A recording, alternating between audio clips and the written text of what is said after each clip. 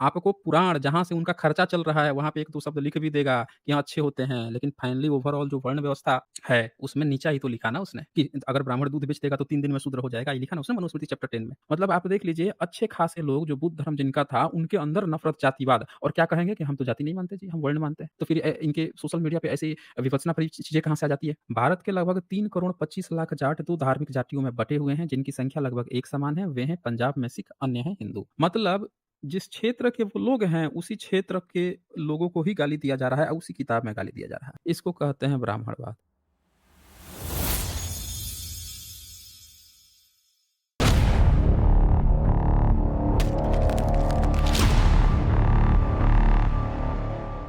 भारत में आप जानते हैं कि आज जातिवाद को लेकर कितना अशांति फैली हुई है और जातिवाद कितना बुरा है हम सब तो जानते ही हैं। हम इस जाति से पैदा हुए हैं, आप उस जाति से पैदा हुए हैं और आप उस जाति से पैदा हुए हैं, इसीलिए आप ऊँचे हैं, इसीलिए आप नीचे हैं। इस तरह की बातें होती आई हैं और जातीय संघर्ष मतलब आप तो जानते हैं कि एक इंसान के मरने के बहुत सारे कारण हैं। वो तो जन्म लेता है तभी 50 तरह की बीमारियाँ, हज़ारों तरह की बीमारियाँ घेरे रहती हैं बच्चे को मारने के लिए। फिर भी औषधालय, हॉस्पिटल, दवाइयाँ ये सब खोज-खाज के लोगों ने धीरे-धीरे बच्चों को जो मृत्यु दर है उस पर तो कंट्रोल कर लिया। पर अब क्या करें कि जब वो बड़ा हो रहा है और आपस में अब लड़ रहे हैं कि अब तू उस जाति में पैदा हुआ तो इसीलिए तू नीच है, तू उसमें पैदा हुआ इसीलिए हम बड़े मतलब मरने के कई सारे कारण हैं, द्वेष, हमेशा इंसान टेंशन में रहे, हमेशा जातीय संघर्ष में रहे, एक-दूसरे को नीचा दिखाते रहे, ऐसी बहुत-सी व्यवस्थाएँ खोज ली गई, जिसमें से सबसे एक भारत में जो दुर्भाग्यपूर्ण व्यवस्था है, उसका नाम है जातीय व्यवस्था। और इन जातीय व्यवस्थाओं के कारण भारत का इतना लॉस हुआ है, आप मतलब सोच भी नहीं सकते हैं। आप पता नहीं आज भी लोग क्यों नहीं सोच रहे हैं, हम 21वीं सदी में पहुँच गए। कुछ लोगों में चेतना ही जागृत नहीं हुई है। आज भी हमारी जाति, आपकी जाति, आपकी जाति। आप पोस्ट करते हैं तो अपने जाति का ध्यान रख के, आप अपना आइकन चूज़ कर रहे हैं तो अपना जाति का ध्यान रख के, आप पॉलिटिकल लीडर चूज़ कर रहे हैं तो अपने जाति का ध्यान रख के। और तो और जब 2-3 जातियाँ मिल के सोच रही हैं कि चलो हम अलायंस बनाएँ, हम थोड़ा-सा अपने अंदर का भेदभाव कम करें, भाईचारा लेके आएँ, तो चौथी जाति के पेट में दर्द हो जाता है। अच्छा, अच्छा ये सब मिल रहे हैं, ला भई कुछ इनमें विभेद कर, कुछ दंगे-फसाद कर, ये सब एक हो जाएँगे तो भारत का तो फिर जातिवाद ही खत्म हो जाएगा। फिर तो मतलब एकता यूनिटी आ जाएगी ना। और यहाँ पे तो सो कॉल्ड जो ब्राह्मणवादी धर्म चला है, वो तो उसी पर आधारित ही है भेदभाव पे। पग-पग पे धर्म ग्रंथ में ये जाति, वो जाति, ये नीच, वो नीच, तो ये श्रेष्ठ, वो श्रेष्ठ। तो आज जो है दोस्तों मैंने बहुत सारे लोग काफ़ी समय से रिक्वेस्ट कर रहे थे कि जाट जाति जो है उस पर आप कुछ बताएँ, क्या इतिहास है, क्या नहीं है? एक बड़ी खूबसूरत किताब है, जाट जाति प्रछन्न बौद्ध है, डॉक्टर धम्मकिति के द्वारा। तो डॉक्टर धम्मकिति तो अब इस दुनिया में नहीं रहे, पर उन्होंने अपने तरफ से जितना मेहनत किया, मेहनत करके एक किताब लिखी और उनके जो भी दोस्त हैं, जो उसी वर्ग से ऑफ़ कोर्स आप किसी जाति का आप लिख रहे हैं, तो सब लोगों के समझ से उनसे सर्वे करके और उन लोगों का रिसर्च और क्या-क्या बातें हैं, सब चीज़ कंपाइल करके ही लिखनी पड़ती है, तो उन्होंने ये काम किया। हालाँकि जब मैंने पूरा किताब पढ़ा, तो इसमें सुधार की अभी काफ़ी गुंजाइश काफ़ी एडिट की जा सकती हैं मटेरियल्स को, पर फिर भी इन्होंने अपने तरफ से बहुत बेहतर प्रयास किया। और ये दिखाने का भी प्रयास किया कि भारत से अगर जाति व्यवस्था अगर आपको ख़त्म करनी है, ये तमाम जातियाँ जो अपना एक्चुअल इतिहास भूल गई हैं और आप तू, मैं, छोटी-छोटी बातों पर जो मछली मार लड़ाइयाँ चल रही हैं, उसका कारण यही है कि वो अपना एक्चुअल जो संस्कृति थी, जो सभ्यता थी, उसको भूल गई है और उसको भुलवा दिया गया है। उसको ऐसे उकसाया गया है कि तुम लोग ये छोटी-मोटी मच्छी मार टाइप का चीज़ें जो हैं तू, मैं करते रहो और जातियों के द्वंद में फँसते रहो। तो बहुत अच्छा एक प्रयास है जाट समाज को उनका एक्चुअल इतिहास के सामने रूबरू करने का। और आप जानते हैं कि भारत में जितनी भी जातियाँ हैं, जिन-जिन जातियों को आज की सो कॉल्ड ब्राह्मणवादी जाति ने नीचा दिखाया अपने संस्कृत ग्रंथों में, अपने धार्मिक ग्रंथों में, तो ऑफ़ कोर्स उसका कहीं न कहीं कोई न कोई बात ज़रूर है जिसको छुपाने के लिए वो जो किताब लिखने वाला कागज रट्टू तोता जो है वो डरा हुआ है, सोच रहा है कि लिख देंगे, सबको अनपढ़ बना देंगे, वो नहीं जान पाएगा लिख देंगे तो हमारी ही बात सही हो जाएगी, समझ रहे हैं ना? तो उसने ऐसा लिखने का प्रयास किया, सबको अनपढ़ तो बनाया ही बनाया, सोचा कि हम लिख दें कि ये जातियाँ नीची हैं। अब तमाम बाबा साहब भी ये बात कह के गए थे कि भारत में आज इसको शूद्र, अतिशूद्र आप कह रहे हैं, नीच अधूच अछूत कह रहे हैं, इन सब का अपना एक गौरवशाली इतिहास है। बहुत अच्छा एक कभी इनका किंगडम रहा है, कभी ये राजा-महाराजे रहे हैं, लेकिन फिर भी ब्राह्मणवादी जो हैं, वो उनको क्या कह रहा है, ये नीची जाति के हैं, ये वो जाति के हैं। ऐसा अगर वो लिख रहा है, कह रहा है, तो इसका मतलब ये है कि इनका असली इतिहास गायब किया जा रहा है। और चूँकि लिखने-पढ़ने का काम तो बौद्ध विश्वविद्यालयों में होता था और उनको तो जलवा दिया गया और जलवाए जाने का ज़िक्र किसी भी धार्मिक पुस्तक में नहीं हुआ। 13वीं सदी में जलाया गया बौद्ध महाविद्यालय, तक्षि ये विक्रमशिला महाविद्यालय और ऐसे तो 70-80 से पता नहीं 100 से भी अधिक बताते हैं इतिहासकार तो। इतने सारे महाविद्यालय ढक दिए गए, डुबो दिए गए, तो उसके बाद से भी लेखनी तो जारी रही ना, ब्राह्मणिकल सिस्टम तो उसके बाद भी अल्लाह पुराण लिख रहा है। तुलसी बैठ के तुलसी रामायण लिख रहा है। अरबी फ़ारसी में बैठ के ये सारे मुगल कालीन में बैठ के सारे ब्राह्मणिकल सिस्टम तो लिख रहा था, तरह-तरह की चीज़ें। हुँ?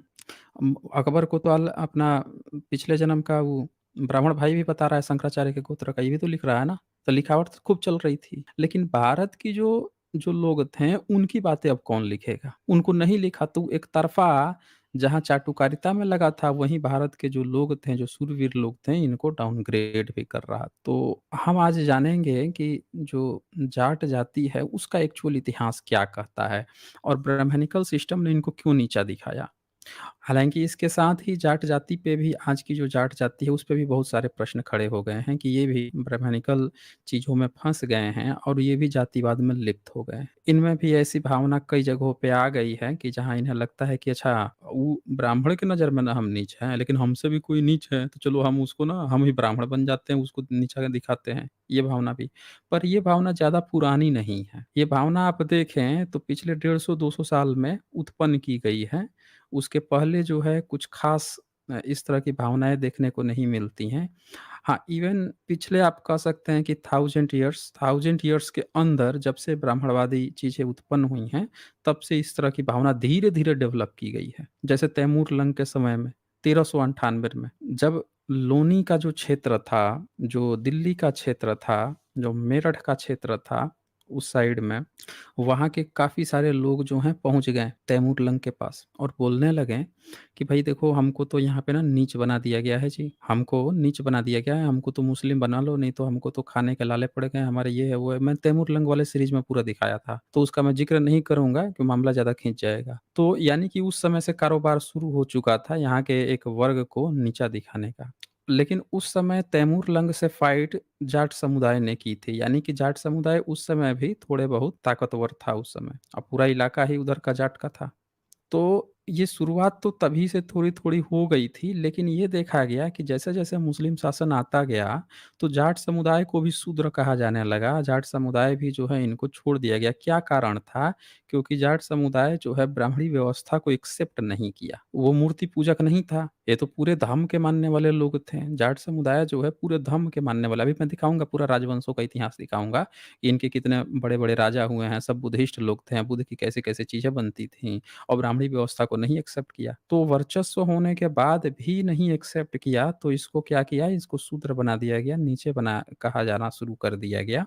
कुछ लोगों ने तो ये तक कह दिया कि जो राजपूत वगैरह थे उनके संतानें हैं, नाजायज़ संतानें, इस तरह की भी टिप्पणियाँ आई हैं। मैं वो भी दिखाऊँगा कहाँ-कहाँ पे इस तरह की बातें गाई गई हैं, लोकोक्ति और तरह-तरह की बातें प्रचारित की गई हैं। अब सवाल ये था कि भई जब इतना आप डाउनग्रेड कर दोगे, इतना नीचे करोगे और वो जो शासक में थे, तो ऐसा क्या द्वेष था उनसे कि आप लोग ऐसा उनके लिए कर रहे थे? और जब एक व्यक्ति में हीन भावना आ जाती है, जब उसको लगातार लोग नीच-नीच कहना शुरू कर लेते हैं और चूँकि वो जानता है कि हम नीच नहीं हैं, हम ऊँचे हैं, तो फिर वो उसके अंदर खींज आ जाती है, उसके अंदर भड़ास आ जाती है। अब वो सोचता है कि नहीं हम ऊँचा हैं, तो जहाँ पे नहीं चलती है वहाँ पे चलाने का प्रयास करता है। फिर वो ऐसा दिखाता है कि अब हम ऊँचे हैं, तो किसके सामने ऊँचे हैं? तो सोचता है कि हमसे कोई नीचे है उसके सामने हम दिखा दें कि अब हम ऊँचे हैं। तो अल्टीमेटली उसका प्रभाव ये पड़ता है कि कोई दूसरा उसे नीच कह रहा है, तो खुद को ऊँचा कहने के चक्कर में वो अपने से नीच लोगों को खोजना शुरू करता है या अपने से कमज़ोर लोगों को खोजने की कोशिश करता है, जिनको वो नीच कह के फिर से खुद को ऊँचा साबित कर सके। ये पूरा एक हायरार्की बन जाती है। तो भारत में इस तरह से जातियों का वर्गीकरण किया गया और वो जातियाँ जो भेदभाव नहीं मानती थीं, उनको भी जातिवाद में फँसा दिया गया मनोवैज्ञानिक रूप से। एक्चुअल में जातिवादी नहीं है, मनोवैज्ञानिक रूप से उन पर ऐसा प्रभाव डाला गया, वो जातिवादी हो गया। इसका आप सबसे बड़ा सबूत देख सकते हैं कि भारत में मुस्लिम हो चाहे ईसाई, उनमें भी जातिवाद है। ये मनोवैज्ञानिक प्रभाव के कारण आता है। धर्म में भले लाख दावा करें कि हमारे धर्म में नहीं है, इवन सिखिज़्म में भी लाख दावा करें कि नहीं हमारे धर्म में गुरुजी ने सब ये दिया है, वो दिया है। पर ये जो मनोवैज्ञानिक प्रभाव है कि हम ऊँचे हैं, तुम नीचे हो, तो ये जो खींच है, हायरार्की जो बनी, तो उस कारण से इनमें भी आ जाता है जातिवाद। ये लीगल डिस्क्लेमर है, जैसा कि आप जानते हैं यहाँ पे जो भी बातें होती हैं, जो भी प्रेज़ेंटेशन होती हैं, जो भी डिबेट्स होती हैं, इनका उद्देश्य साइंटिफिक टेम्परामेंट को इनकरेज करना है। और जातिगत जब भी मैं इतिहास बताने की कोशिश करता हूँ, तो आप एक बात का ध्यान रखें, मेरा उद्देश्य किसी भी जाति को ना नीचा दिखाना है, ना ऊँचा दिखाना है। बल्कि समाज में जो स्थिति पैदा हो गई है, उस स्थिति को समाज के सामने फिर से लाके एक बार उसका दृश्य दिखाना कि शायद सबकी आँखें खुल जाए और सब लोग जातिवाद को ख़त्म करने में हम लोगों के साथ आ जाएँ। ठीक है ना? हर लोग अपने-अपने अपनी लड़ाई, हिस्से की लड़ाई जो है लड़ना शुरू कर दें कि नहीं हमको जातिवाद नहीं चाहिए। हमारे इस देश को जातिवाद जैसी सड़ी गली और वर्ण व्यवस्था जैसी सड़ी गली दुर्गंध युक्त चीज़ें चाहिए ही नहीं। तो चलें आगे बढ़ते हैं। इसमें सबसे पहले तो मैं आपको ये दिखाता हूँ कि जो जाट हिस्ट्री है उसका एक काफ़ी अच्छा गौरवशाली इतिहास है। हालाँकि उस पर अभी दोष लग रहे हैं जातिवाद के, पर इसके बावजूद भी उनका बहुत एक गौरवशाली इतिहास है। लेकिन इसके बाद भी ब्राह्मणिकल सिस्टम ने उनको बहुत नीचा दिखाया है। कैसे नीचा दिखाया है? कुछ एग्ज़ाम्पल दिखाता हूँ मैं आपको। सबसे पहले तो जब अल-बरूनी भारत में आए थे 11th सेंचुरी में, तब तक जाट समुदाय को नीचा बताने की शुरुआत हो गई थी। जाट समुदाय जो था उनको नीचा बताने की शुरुआत, जैसे मैंने बताया कि 14वीं सदी में भी कुछ लोग पहुँच गए थे कि हमें आप मुस्लिम बना लो, हमको नीच बना दिया है, नीच बना दिया है। आप पाकिस्तान में जाएँगे तो आज भी 40 लाख पाकिस्तान के जो लोग हैं वो जाट हैं जो मुस्लिम बन चुके हैं। समझ रहे हैं ना? मुस्लिम भी बन चुके हैं। तो ये शुरुआत उसी समय हो चुकी थी। अब यहाँ 47 जो चैप्टर है अल-बरूनी का भारत, वो उसमें लिखते हैं कि 11th सेंचुरी में ये हाल हो गया था कि वह एक पशुपालक पालने वाला नीच शूद्र जट परिवार था। मतलब ये दिखा रहे हैं कि मथुरा एक नगरी थी और वहाँ के लोग तब ऐसा मानने लगे थे कि वहाँ पे एक बच्चा पैदा हुआ था और वो जिस फैमिली में पैदा हुआ था वो पशु पालने वाला नीच शूद्र, मतलब उस समय देख लीजिए नीच शूद्र बताया जाना शुरू हो चुका था, जबकि इनका बहुत अच्छा गौरवशाली इतिहास है, मैं दिखाऊँगा आगे। जट परिवार था। कंस ने अपनी भगिनी के विवाह के समय, मतलब ये वासुदेव की जो बात आ रही है उसकी बात आ रही है कि वासुदेव का जन्म ऐसा लोग मानते थे कि नीच शूद्र जट परिवार में हुआ था। फिर वही बात आता है कि उस बच्चे को बचाने के लिए उसको ले जाकर एक ग्वाला थे, नंद ग्वाला, उनकी स्त्री यशोदा उनके घर बालक ले गई थी और वहाँ से जान बची थी। तो ये कहानी बेसिकली जो घत जातक है, यहाँ कृष्ण नाम नहीं आया है, ध्यान रखिएगा, यहाँ वासुदेव ही नाम आया है। और वो जो मथुरा क्षेत्र है वो पूरा का पूरा बौद्ध क्षेत्र है। वहाँ पे वसुदेव घत जातक की कथा प्रचलित थी और वसुदेव तो इतना प्यारा नाम था वहाँ पे कि जो सम्राट कनिष्क थे, उनके बेटे वसुदेव जो हुए, उन वसुदेव रखा गया, मतलब पोता जो था कनिष्क का, उनका नाम भी वासुदेव रखा गया। तो वासुदेव बौद्ध जातक कथाओं का एक बड़ा अच्छा किरदार था और वही सेम कहानी है कि कंस उपकंस थे, उसकी बहन थी और एक बात आई थी, किसी ने भविष्यवाणी की थी कि वो मार देगा इनको, फिर राजसत्ता हथियाएगा। तो ये कहानी जो है ये लोग अपने ऊपर इम्प्लीमेंट ऐसा कर लिए थे। तो यहाँ पे आप देख सकते हैं 11th सेंचुरी में जाट समुदाय जो है उनको नीच पशुपालक जट परिवार कहा जाता था। एक चीज़ और क्लियर कर दूँ, जो ये जट शब्द है तो कहीं-कहीं जो प्राचीन जो स्क्रिप्चर्स हैं उसमें जट आता है, आरठ भी आता है, आरठ भी कहते हैं, जट भी कहते हैं और अब जाट भी कहते हैं। ऐसे शब्दावली आई है। अब देखें यहाँ पे एक ध्यान दीजिएगा दोस्तों, ब्राह्मणिकल सिस्टम की क्या बात है कि जिन चीज़ों में जहाँ पे जिसका कनेक्शन जुड़ रहा हो, समझ रहे हैं? उसको उसी में नीच बता दो। अब बताइए यहाँ पे उस समय अलबरूनी लिख के जा रहा है कि जाट लोग ऐसा मानते हैं कि उनके परिवार में जन्म लिया वसुदेव और उन्हीं को नीच शूद्र बता दी। जबकि आज लोग कहते हैं कि वो तो क्षत्रिय कुल में जन्म लिया। आज क्या कह रहे हैं? क्षत्रिय कुल में। तो भाई उस समय इनको शूद्र काहे बना दिया? उस समय शूद्र क्यों बना दिया? और उससे बड़ी ख़ास बात क्या है कि जिन क्षेत्रों में कहा गया कि महाभारत युद्ध हुआ, उन क्षेत्रों में जाट लोगों का ही पूरा बाहुल्य क्षेत्र है। हस्तिनापुर हो गया, फिर आप मेरठ हो गया, कुरुक्षेत्र हो गया, ये सारे जो इलाके थे जहाँ-जहाँ पे इनके इंद्रप्रस्थ और ये कहानियाँ बुनी गई है, ये काल्पनिक कहानी जहाँ बुनी गई है, उन क्षेत्रों में भी जाट बाहुल्य क्षेत्र है। तो वहाँ के लोग उसको अपना पूर्वज मान रहे हैं, उनको उसी में नीच बना दिया और अब कह रहे हैं कि वो तो क्षत्रिय तो भाई नीच काहे उनको बना के रखे थे फिर? और उससे भी बड़ी बात कि उसी महाभारत में जिसमें ये कहानी चल रही है, जिन क्षेत्र का है, उसमें भी इनको नीच लिखा। कह रहा है कि तो पापी लोग होते हैं, ये लोग होते हैं। आप ये महाभारत का जो गीता प्रेस गोरखपुर है, उसका चतुर्थ खंड उठा लीजिए, उसमें एक कर्ण पर्व आएगा और कर्ण पर्व में 44 सर्ग है, 40 सर्ग क्या चैप्टर मान लीजिए 44, 45 उसको उठा के देखिए। अब 45 का अगर आप 38 देखेंगे ना श्लोक 45 चैप्टर का, तो उसमें क्या लिखता है? मदिरापान, गुरु की सैया का उपभोग, भ्रूण हत्या और दूसरों के धन का अपहरण, ये जिनके धर्म हैं, उनके लिए अधर्म नाम की कोई वस्तु है ही नहीं। ऐसे आरठ और पंचन देश के लोगों को धिक्कार है। तो ये धिक्कार रहा है, आरठ मतलब जैसा कि मैंने बताया कि प्राचीन स्क्रिप्चर्स में जट को आरठ भी लिखा गया है और जट भी लिखा गया है, आजकल जाट कहा जा रहा है। तो यहाँ इनको धिक्कार दिया जा रहा है और इसके आगे ही यहाँ पे क्या लिखा जा रहा है कि जो मद्र देश है, अब मद्र देश का भी इलाका वही है पूरा, जिन क्षेत्रों में इनका बाहुल्य है, उसको भी बताया जा रहा है कि ये मद्र देश के निवासी को पृथ्वी के संपूर्ण देशों का मल्ल बताया जाता है। अब उनकी तुलना मल्ल से की जा रही है कि मद्र देश के जितने भी जो लोग रहते हैं, उनकी तुलना जो है मल्ल से की जा रही है। मल्ल मतलब आप समझ रहे हैं ना, जैसे कहा जाता है शरीर का मैल, वही मैल को मल्ल भी कहा जाता है। अब 38 में क्या लिखा जा रहा है कि मदिर अच्छा ये तो मैंने दिखा ही दिया आपको। इसके बाद से 44 में आ जाइए, इसी कर्ण पर्व के 44 में। महाभारत में देखें इनको कैसे नीचा दिखाया जाता है। सबसे पहले तो इनका जो क्षेत्र था, जो जाट वर्ग हैं, इनका जो क्षेत्र था, तो उसका 44 चैप्टर के कर्ण पर्व के 31-32 श्लोक देखें तो इसमें क्या लिखता है? जहाँ शतद्रु यानी सतलज, विपाशा यानी व्यास, तीसरी इरावती यानी रावी, चंद्रभागा, चिनाव और विस्त वितस्ता यानी झेलम, ये 5 नदियाँ छठी सिंधु नदी के साथ बहती हैं। वहाँ पीलू नामक वृक्षों के कई जंगल हैं। मतलब ये वो क्षेत्र है जहाँ पे जाटों का राज रहा है। वे हिमालय की सीमा के बाहर के प्रदेश आरठ नाम से विख्यात हैं। तो देखें आरठ नाम आ भी गया उनके लिए, जाट के लिए। वहाँ का धर्म कर्म नष्ट हो गया है, उन देशों में कभी न जाएँ। तो अब ये बोल रहा है कि वहाँ का धर्म कर्म नष्ट हो गया है, यानी कि ये पूरे के पूरे ये बुद्धिस्ट लोग थे, तो इनका ये चीज़ अब नष्ट हो गया, अब यहाँ आपको नहीं जाना है। या ये बताना चाह रहा है कि ये लोग जो हैं बुद्धिज़्म को फ़ॉलो करते हैं, तो इनके यहाँ नहीं जाना है। ये ध्यान से समझिएगा इस चीज़ को, क्योंकि इसका ना ये महाभारत तो बाद में लिखा गया है, अंग्रेज़ों के कालखंड में जाके कंपाइल किया गया है।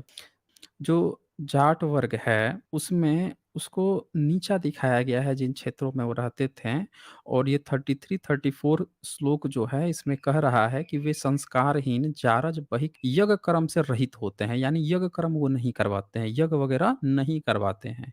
यानी ब्राह्मणी व्यवस्था जब अपने चरम पे आ गई थी, तो वो चाह रही थी कि वो यज्ञ करें पर वो लोग यज्ञ नहीं करते थे। क्योंकि वो उनका जो बैकग्राउंड था, जो जाट वर्ग है वो पूरी तरह से धर्म वाले लोग थे। पूरी तरह से धर्म का पालन कर रहे हैं तो वो क्यों यज्ञ करेंगे? आप उनको शूद्र कह दो, नीच कह दो, कुछ भी कितना भी नीचे गिरा दो, लेकिन वो अपना उनका जो धर्म था बुद्धिज़्म पूरा बुद्ध के जो लोग थे उनका आपने मरवा दिया, खत्म करवा दिया, सब चीज़ कर दो।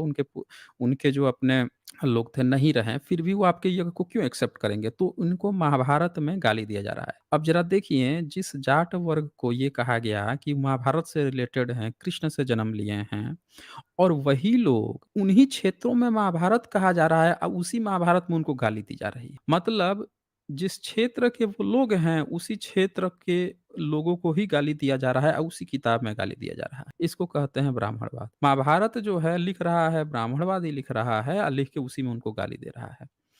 अब आगे क्या कहते हैं 35, 36 जो श्लोक हैं उसको भी एक बार ध्यान से देखिए। किसी विद्वान ब्राह्मण ने साधु पुरुषों की सभा में यह भी कहा था कि बाहरी देश के लोग काठ के कुंडों तथा मिट्टी के बर्तनों में जहाँ सत्तू और मदिरा लिपटे होते हैं, जिन्हें कुत्ते चाटते रहते हैं, घृणा शून्य होकर भोजन करते हैं, वही के देश के निवासी भेड़, ऊँटनी और गदही के दूध पीते हैं और उसी दूध के बने हुए दही, घी आदि भी खाते हैं। तो बताइए, अब ये जो है बता रहा है कि भेड़, ऊँटनी और गदही के जो दूध खाता है, दही खाता है, उससे इनको बड़ा दिक्कत। अब इस तरह की चीज़ें कह-कह के ये गाली दे रहे हैं, वो पूरे क्षेत्र के लोग जो हैं, उनको गाली दे रहे हैं। आगे ये क्या लिखते हैं 37 नंबर श्लोक में, वे जारज पुत्र उत्पन्न करने वाले नीच। देख लीजिए, अब जारज पुत्र कह रहे हैं कि ये जारज पुत्र उत्पन्न करने वाले नीच आरठ नामक बहिक सबका अन्न खाते हैं।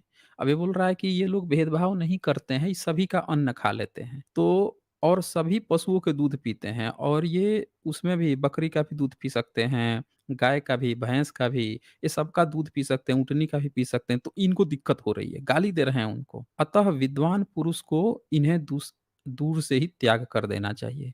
तो यहाँ आप देख सकते हैं कि एक ऐसा व्यक्ति जो जानवर में भी भेदभाव नहीं कर रहा है, तो उनका नाम लेख के ये लेके कह रहे हैं कि नीच आरठ, यानी ये नीच लोग हैं, आरठ लोग जो हैं ये नीच हैं। आरठ मतलब जाट को ही आरठ कहा गया है महाभारत में। आप किसी भी टीकाकार से पूछ सकते हैं, पढ़ सकते हैं।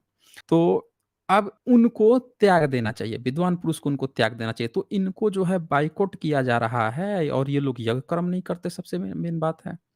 फिर इसी में आगे यहाँ पे आप देखें तो क्या लिखा हुआ है 40 नंबर श्लोक में, जहाँ पर्वत से निकलकर ये पूर्वोक्त 5 नदियाँ बहती हैं, वे आरठ नाम के प्रसिद्ध बाहिक प्रदेश है, उसमें श्रेष्ठ पुरुष 2 दिन भी निवास न करे। अब ये बता रहे हैं कि जितने भी ब्राह्मण जो हैं, वहाँ पे 2 दिन भी निवास नहीं करें इन क्षेत्रों में। समझ रहे हैं ना? तो वो आप समझ सकते हैं, साफ-साफ समझ सकते हैं कि किस तरह से नफ़रतें बोई गई हैं महाभारत में जो जाट समुदाय है उसको। हालाँकि जाट समुदाय जो है उसके साथ क्या हुआ कि चूँकि वो बुद्धिस्ट था, वो मूर्ति पूजा करता नहीं था, मूर्ति पूजा मानता नहीं था, तो ब्राह्मणी व्यवस्था ने उसको खूब नीचा दिखाया। पर जब उसने देखा कि अंग्रेज कालखंड आ गया और अंग्रेजों ने जब खुदाइयाँ शुरू हो गईं और जहाँ-जहाँ ये महाभारत बोले थे, वहाँ तो सब नीचे से बुद्ध ही बुद्ध निकलने लगे। अब ब्राह्मणिकल सिस्टम को डर लग गया। उनको क्या डर हो गया कि यार ये जो जाट जो हैं जिनको हमने इतना महाभारत में नीचा दिखाया है, ये तो अपना इतिहास जान जाएँगे कि ये बुद्धिस्ट थे और ये अपना ओरिजिनल कल्चर जान जाएँगे तो ये सारे के सारे बुद्धिस्ट बन जाएँगे। ये ब्राह्मणों को सबसे बड़ा डर लग गया। तो अब उन्होंने क्या किया, एक नया गेम खेला। ब्राह्मणों ने सोचा कि चलो एक काम करते हैं, अपना धर्म जो है ना कुछ ऐसा बनाएँ जो इनका धर्म जो था बुद्ध धर्म था उससे कुछ मिलता-जुलता हो, ताकि इनको ना हम उस खोपचे में ले सके फिर से कि नहीं, नहीं देखो हम आप ही की तरह तो हैं। तो एक एजेंट खड़ा हुए जिनका नाम था मूल शंकर त्रिवेदी। उन्होंने क्या किया कि देखा कि जो ये हैं, जो जाट वर्ग है, वो तो इनको तो हमने नीच बना दिया, शूद्र बना दिया। तो ये सब के सब लोग जो हैं सिखिज़्म में जा रहे हैं, सिख बनते जा रहे हैं। अपना फिर से जो वॉरियर क्लास जो उनकी शान-ओ-शौकत थी उसको पाने के लिए फिर से ये सिख बनते जा रहे हैं। अब इनको डर लग गया कि यार जो सिख बन रहे हैं वो तो सिख बन रहे हैं, सिख बन ही गए थे। ये तो अंग्रेज आया है उससे पहले ही वो तो सब सिख बन रहे थे। जो बचे-खुचे थे वो देखिए जब सिख बन रहे थे तब इनको ज़्यादा दिक्कत नहीं हुई, ब्राह्मणिकल सिस्टम को। इनको दिक्कत तब हुई कि जब ये लोगों का एक्चुअल ओरिजिनल कल्चर सामने आ गया कि अंग्रेज़ों ने खुदाई से बुद्धिज़्म का जो क ले आए ज़मीन से और उन क्षेत्रों में देखे कि लाइन से पूरे के पूरे भरे पड़े हुए हैं। स्तूप, महाविहार, चैत्य, बौद्धों के सारे उनके राजाओं का इतिहास आने लगा कि ये राजा कनिष्क राजा हैं, जयवर्मन हैं, ये हैं, वो हैं। विदेशों में मूर्तियाँ मिलने लगी। जाट राजा जो विदेशों में जहाँ पे शासन किए थे, लाओस से लेकर चंपा, तुर्किस्तान जहाँ-जहाँ जाट राजा शासन किए थे वहाँ पे बुद्ध की मूर्तियाँ मिलने लगी, शिलालेख इंस्क्रिप्शन मिलने लगे, नेपाल में मिलने लगे, सबकी हवा खराब हो गई। अबे अब क्या करें? सिख तक तो ठीक था, कम से कम अपना ओरिजिनल चीज़ तो नहीं ना जान पा रहा था धर्म। अब क्या करें? अब तो ये बुद्धिज़्म को जान जाएगा अपना असली वाला, और असली जो प्योर जो चीज़ है, वो तो फिर प्योर ही है, उसका तो कोई काट ही नहीं है। तो इन्होंने अब कहा कि चलो बुद्धिज़्म की तरह कुछ बनाते हैं, कुछ ऐसा करते हैं कि थोड़ा-मोड़ा एक जो होता है ना रूल्ड गोल्ड दिखाना, गोल्ड के बजाय रूल्ड गोल्ड दिखाना, वैसा कुछ करते हैं। तो इन्होंने पहला एक चीज़ देखा कि जाट जो है वो मूर्ति पूजा नहीं करते भई, शाकाहारी हैं बड़ी संख्या में। तो उन्होंने क्या किया, आर्य समाज ने पहला सिद्धांत अपना लेके आया कि भाई देखो शाकाहारी बनो, ताकि आसानी से ये जाट वर्ग में घुसपैठ कर जाए। तो आज भी जाट वर्ग में महिलाएँ और बहुत सारे उनके जो लोग हैं, जो आइकन हैं, वो आज भी शाकाहारी हैं। तो बहुत आसानी से घुसपैठ हो सकती थी। दूसरी बात थी कि अंधविश्वास पाखंड नहीं मानते थे। तो आर्य समाज ने कहा देखो हम भी अंधविश्वास पाखंड नहीं मानते। हम ना वो नहीं मानते, मूर्ति पूजा नहीं मानते भाई, तो चलो आसानी से घुस जाते हैं। तो इन्होंने बड़े आसानी से घुस गए क्योंकि इनको पता चल गया था कि जो जाट समुदाय है सिख तो बन ही रहा है, और साथ में अंग्रेज़ों ने जो बचा-खुचा जो जाट लोग हैं जब एक्चुअल जो बुद्ध मार्ग आ गया तो वो बुद्धिस्ट बन जाएँगे अपने मूल कल्चर में, तब इन्होंने उसमें घुसपैठ की। अब आज देखिए लड़के जो हैं, जाट बच्चे जो हैं, बहुत सारे आर्य समाजी बन गए। बहुत लोग आर्य समाजी बन गए। उनके बनने में देखें, हम इसमें नहीं कह रहे हैं कि उन्होंने कोई उस समय गलत डिसीज़न लिया या क्या लिया। दरअसल उनको अपना इतिहास उस समय तक पता नहीं था। अब वो इतिहास निकल रहा था, अब ब्राह्मणिकल सिस्टम को पता चल गया था। नहीं तो ज़रा ये सोचिए, इतने सालों से महाभारत में गाली देते रहे हैं, बोल रहा है कि 2 दिन वहाँ नहीं निवास कर सकते हैं। ये पशुओं के दूध पी लेते हैं, दूध घी पिला लेते हैं, नीच होते हैं, इस तरह की बातें लिख रहे हैं सब, हैं?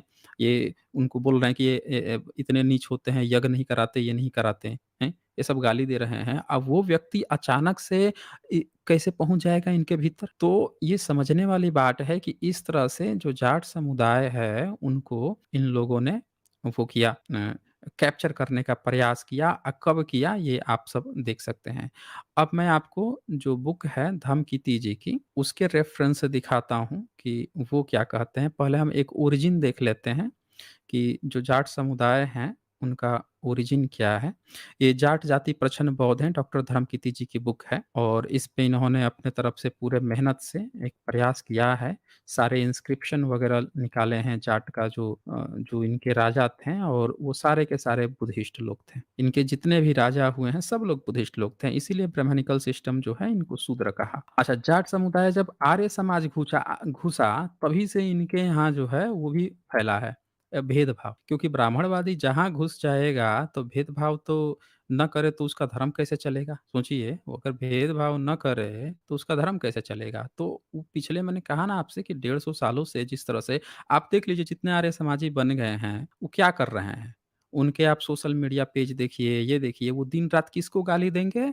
तो जितने भी अम्बेडकराइट होंगे उनको गाली देंगे, बाबा साहब को गाली देंगे, ये भीम आदि तरह-तरह की गंदी-संदी बातें करना शुरू करेंगे। क्यों करते हैं? उनके अंदर ऐसी भावना क्यों आई? जबकि ये तो बुद्ध के ही मानने वाले लोग थे। तो इनको प्रच्छन्न रूप से फर्जी वैदिक वेद पकड़ा के, वेद पढ़ने का तो अधिकार ही नहीं था। कान में शीशा पिघलाने का डालने की बात थी। तो पकड़ा के इनको एक हथियार की तरह इस्तेमाल किया इस ब्राह्मणवादी लोगों ने। अब ये देखें, ये इसमें एक चैप्टर है, अध्याय 5 जाट जाति का उत्पत्ति एवं विकास। तो इसमें इन्होंने बताने का प्रयास किया है कि वर्तमान में जाट जाति उत्तर भारत और पाकिस्तान में कृषि प्रधान जाति है। 1960 1960 में ये जाति पंजाब की जनसंख्या के 20% भाग थी। लगभग 10% जनसंख्या का भाग बलूचिस्तान, राजस्थान और दिल्ली एवं 2 से 5% जनसंख्या का भाग सिंध, उत्तर-पश्चिम में सीमांत भाग और उत्तर प्रदेश में पाए जाते हैं। लगभग 40 लाख पाकिस्तान के जाट इस्लाम धर्म के अनुयायी हैं। तो ये आप देख सकते हैं कि जाट वर्ग का एक बड़ा हिस्सा जो है मुस्लिम भी बना है। भारत के लगभग 3 करोड़ 25 लाख जाट 2 धार्मिक जातियों में बटे हुए हैं, जिनकी संख्या लगभग एक समान है। वे हैं पंजाब में सिख, अन्य हैं हिंदू। तो जो ये अन्य अपने को हिंदू कह रहे हैं, इनका जब धर्म, एक्चुअल धर्म बुद्ध धर्म सामने आ गया, तो उस धर्म में ये वापस ना चले जाएँ, इसी से रोकने के लिए ये सारा खेल रचा गया। इनको फर्जी वैदिक और ये जो मूल शंकर त्रिवेदी उर्फ दयानंद सरस्वती जो थे, फर्जी वेद पकड़ा के जनेऊ कराना शुरू किए। और ये बच्चे ये जाट लोग जो भेदभावी नहीं थे, उनको भेदभाव इनके अंदर घुसेड़ दिया। अब ये दिन-रात जो है बाबा साहब को, अम्बेडकराइट को गाली देते फिरते हैं। आप ज़्यादातर जितने आर्य समाजी हैं, किसी को भी उठा लीजिए, उनके अंदर कूट-कूट के ये भर दिए हैं। मतलब आप देख लीजिए अच्छे खासे लोग जो बुद्ध धर्म जिनका था, उनके अंदर नफ़रत, जातिवाद और क्या कहेंगे कि हम तो जाति नहीं मानते जी, हम वर्ण मानते हैं। तो फिर इनके सोशल मीडिया पे ऐसी विवत्सना भरी चीज़ें कहाँ से आ जाती है? कहाँ से आती है ये सोचिएगा ज़रा। अच्छे खासे लोगों को जिनका अपना एक गौरवशाली इतिहास था, उनके अंदर यहीं के लोगों से नफ़रत भर देना, यही तो ब्राह्मण संप्रदाय का वो रहा है ना, एजेंडा रहा है। और देख लीजिए प्रैक्टिकल देखने को मिलता है। तो ये चीज़ है। अब यहाँ लिखते हैं ना वे अधिकांशतः ऊँट पालने और कार्य और मजबूरी करते हैं। तो देखिए महाभारत में लिखा था कि जो ऊँट पालते हैं उसका दूध खाते हैं, दही बनाते हैं, ये खाते हैं इसीलिए नीच हैं। देखिए इसमें ये भी लिखते हैं कि ऊँट वो पालने का काम करते हैं। भारत में पंजाब और पाकिस्तान में 10% से अधिक जाट कृषि के मालिक हैं, लेकिन अधिकांशतः जाट कृषि कार्य करते हैं। अब यहाँ पे क्या है कि जो जाट वर्ग है कृषि संपन्न है। अब तो बड़े अच्छे हैं, मतलब कि अच्छे आइकन हैं, तो मंत्री भी बने, प्रधानमंत्री भी बने और धन संपदा में अच्छे हैं, क्योंकि जो ज़मीनें हैं उस पर इनका कब्ज़ा है। कब्ज़ा क्या, जब राजा-महाराजा रहे होंगे तो कब्ज़ा रहा होगा, तो वही पीढ़ी दर पीढ़ी परंपरागत रूप से अच्छा खासा इनका वर्चस्व है। और जब रोडें बनने लगी दिल्ली एनसीआर में, तो उसकी ज़मीनें जब बेची गईं, तो बड़े महँगे-महँगे दामों में बिकी और फिर उससे काफ़ी पैसे आ गए, तो बड़े बिज़नेस भी खड़ा कर लिए। तो भले ही एजुकेशन में उतना आगे नहीं बढ़ पाए, बढ़े हैं, एजुकेशन में भी बढ़े हैं, पर कंपैरेटिवली अदर के नहीं बढ़ पाए, लेकिन जो संपदा है, जो आर्थिक पहलू है, उसमें बड़े स्ट्रॉन्ग लोग हैं।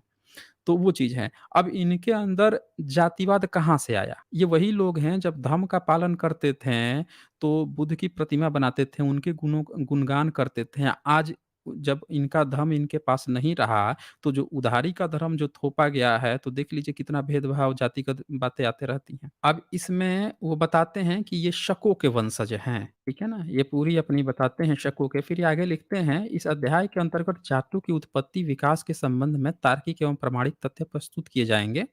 ये लिखते हैं, जाट जाति की उत्पत्ति के बारे में बड़ी भ्रामक और आधारहीन बातें और किंवदंतियाँ फैली हुई हैं। इन सीधे-साधे लोगों को अनेक प्रकार के दीनहीन विशेषणों एवं अपशब्दों से सुशोभित कर रखा है, जिन्हें साधारण भाषा में अवैध संतान कहा जा सकता है। जागा, चारण और भाट जिनकी उपयोगिता उस समय के जाट भी मानने लग गए थे, उनकी बहियों, पोथियों में जाटों को वर्ण संकर, ये देख लीजिए, जो जागा, चारण, भाट जो थे, वो जो अपनी बही खाता लिखते थे, पोथी जो लिखते थे, उसमें जाटों को वर्ण संकर और दोगला लिखाया गया है।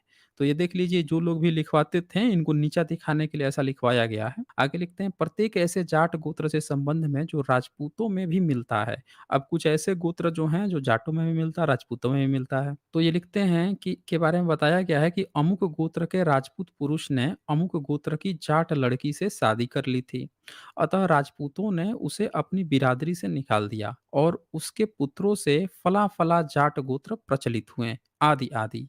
तो चूँकि आप यहाँ देख सकते हैं कि जिस तरह से, चूँकि जाट समुदाय जो है धर्म को मानने वाला था, ब्राह्मणी व्यवस्था में नहीं जा पाया। आर्य समाज के माध्यम से एक ये लोग बीच का रास्ता निकाले थे कि चलो शाकाहारी कर देते हैं, चलो हम वो कर देते हैं, मूर्ति पूजा हटाते हैं, कुछ अंधविश्वास, पाखंड विरोध करके तब घुसते हैं, घुसपैठ बनाते हैं, तब ये घुस पाए थोड़ा बहुत, नहीं तो ये घुस नहीं पाए थे। तो लेकिन राजपूत समुदाय में घुस गए थे। तो अब देखें इन सब चारण भाटों की पोथियों के माध्यम से इनका यहाँ पे भी इनको नीचा दिखाया गया है किस तरह से। फिर लिखते हैं, इस अपशब्द गाली युक्त लोकोक्तियों से भोले-भाले जाटों का एक समूह यह मानने लगा है कि वह राजपूतों की औलाद है। तो देख लीजिए यहाँ पे ये सारी बातें भी धमकीति जी ने मेंशन की हैं, जबकि यह बात आधारहीन, प्रमाण शून्य और असत्य पर निर्भर करती है। पर वो इनकार करते हैं कि जो भी इस तरह की बातें फैलाया है, वो दरअसल उनको नीचा दिखाने के लिए फैलाया है, ये सब बातें सही नहीं हैं।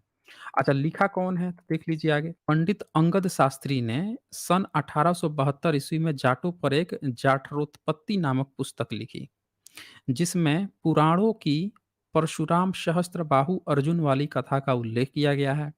जिसमें पुराणों कि हाँ, परशुराम सुपुत्र ऋषि जमदग्नि ने अपने पिता की हत्या का बदला लेने के लिए 21 बार क्षत्रियों से युद्ध करके समाप्त कर दिया। ये भी महाभारत में इन्होंने लिखा। इस तरह से पृथ्वी क्षत्रिय विहीन हो गई। तो सहस्त्रों राजकन्याओं और क्षत्राणियों ने ब्राह्मणों से वीर्यदान लिया। इन क्षत्राणियों के पेट से पैदा होने के कारण वे संतानें जाठर कहलाईं। अब देख लीजिए कैसे नीचा दिखाने के लिए उत्पत्ति को इन लोगों ने कैसे अवैध बना दिया। जाठर कहलाई। और ये कौन लिख रहा है? तो ये शास्त्री है, पंडित अंगद शास्त्री। आप देख सकते हैं कि ये जितने भी ब्राह्मण लोग हैं, दूसरी जातियों को हमेशा अवैध, वर्ण संकर और इस तरह की चीज़ें दिखाने का, डाउनग्रेड करने का प्रयास करते आए हैं। तो ये लिखता है, संस्कृत में पेट को जठर कहते हैं। उनके वंशज जाट दक्षिण भारत को छोड़कर उत्तर में हिमालय के अंचल में जठर देवकूट पहाड़ में रहने लगे। जाठर लोगों के रहने के कारण इस पहाड़ का नाम जठर पड़ गया। अंगद सिंह की भांति ही मेरठ के चौधरी लहरी सिंह ने भी अपनी पुस्तक दी एंथ्रोपोलॉजी ऑफ द जाट्स में इसी प्रकार के मस्त प्रस्तुत किए हैं। तो आप देख सकते हैं कि बाद में जो जाट लेखक भी हैं, इन्हीं ब्राह्मणवादियों के रेफरेंस को समझ के ऐसा ही कुछ उसमें लिख लिए। फिर ये लिखते हैं, ब्राह्मणों के द्वारा वीर और महान जाट की जाट जाति को इससे बड़ी गाली और क्या दी जा सकती है।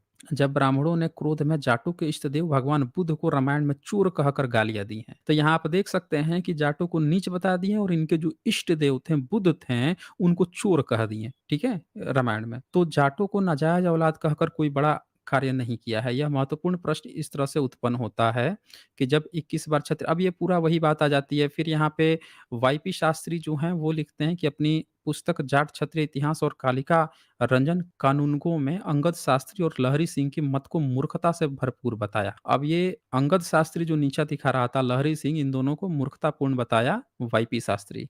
फिर डीडी कौशाम्बी जो हैं, जो कि बुद्ध धर्म के लिए अच्छी किताबें लिखे हैं, उन्होंने भी क्या लिखा है कि अंगद शास्त्री और लहरी सिंह की बात को अत्यंत मूर्खतापूर्ण बताते हुए कहा कि यहाँ क्षत्रियों का कभी अंत ही नहीं हुआ। यदि क्षत्रियों का अंत हो ही जाता तो राम और लक्ष्मण के सामने परशुराम अपने शस्त्र क्यों नहीं त्यागते? तो यहाँ पे आप देख सकते हैं कि जो बुद्धिस्ट लोग हैं, उन्होंने तर्कों के माध्यम से और जाट जो समुदाय है, उनके सही इतिहास को बाहर निकालने की कोशिश की। अन्यथा जो ब्राह्मणवादी संप्रदाय था, उसने हमेशा ही नीचा दिखाने का प्रयास किया। फिर इसमें आगे जो है ये लिखते हैं कि जाटों की उत्पत्ति के विषय में दूसरा मत चिंतामणि विनायक वैद्य का है, जिन्होंने अपनी पुस्तक महाभारत मीमांसा में लिखा है कि महाभारत के कर्ण पर्व में शाकल नगरी की जर्तिक का वर्णन आया है।